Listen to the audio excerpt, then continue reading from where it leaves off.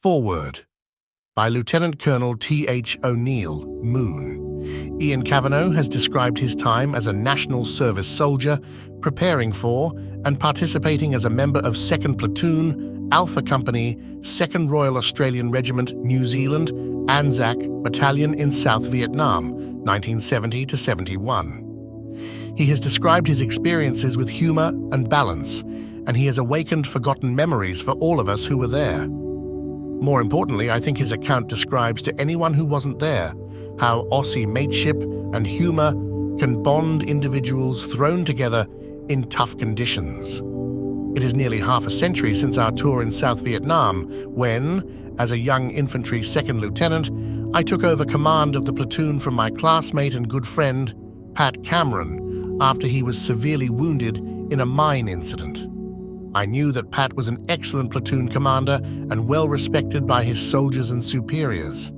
The circumstances were distressing for everyone. I knew the platoon would be unsettled and unsure after losing him, and that it would be potentially difficult as a reinforcement officer taking his place. I found that Pat had built a strong and effective team, held together by the 3 highly capable section commanders. Those 3 men were the backbone of the platoon. I was particularly impressed with how well both regulars and national servicemen worked together seamlessly as an effective team. They were all decent young men who didn't necessarily agree with the war or our involvement, but they knew that they had a job to do and that they were doing their duty for their country, their unit, and their mates.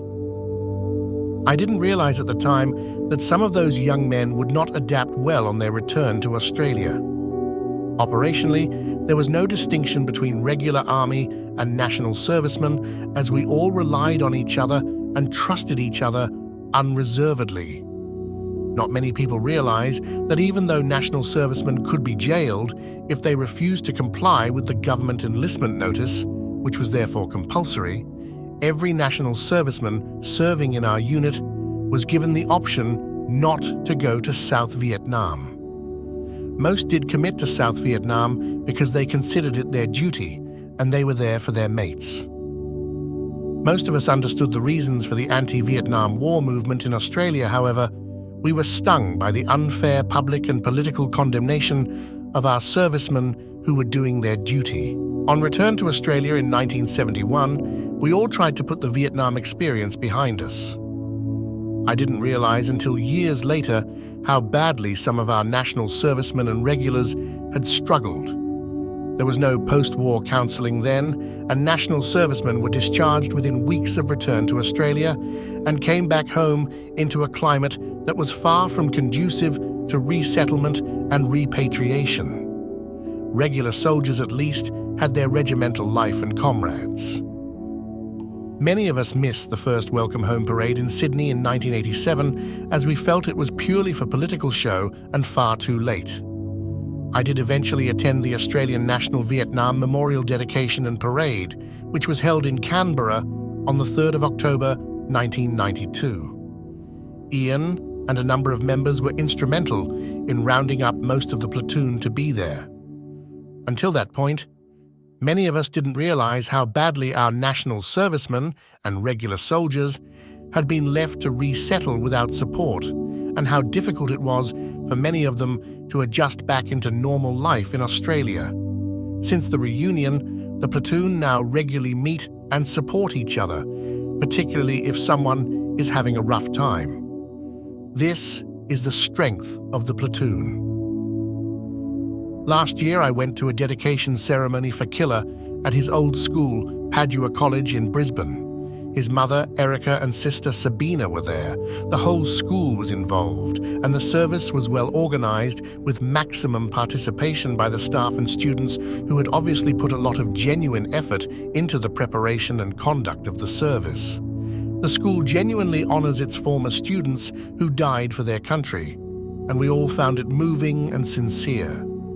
Quite frankly, it was far more moving and meaningful than I think any military ceremony could have been at the time or since. Private Peter Kowalski's name is now proudly immortalized on the school's memorial plaque, where his school will remember him every year on Vietnam Veterans Day. Erica will never get over losing her son, but at least now we feel that after all this time, Killer has finally been put to rest with honor and where he is at home. I would like to acknowledge the efforts of Ian in writing this book and telling his story on behalf of most of the diggers in our platoon, and in particular, bringing the platoon together long after the war was over.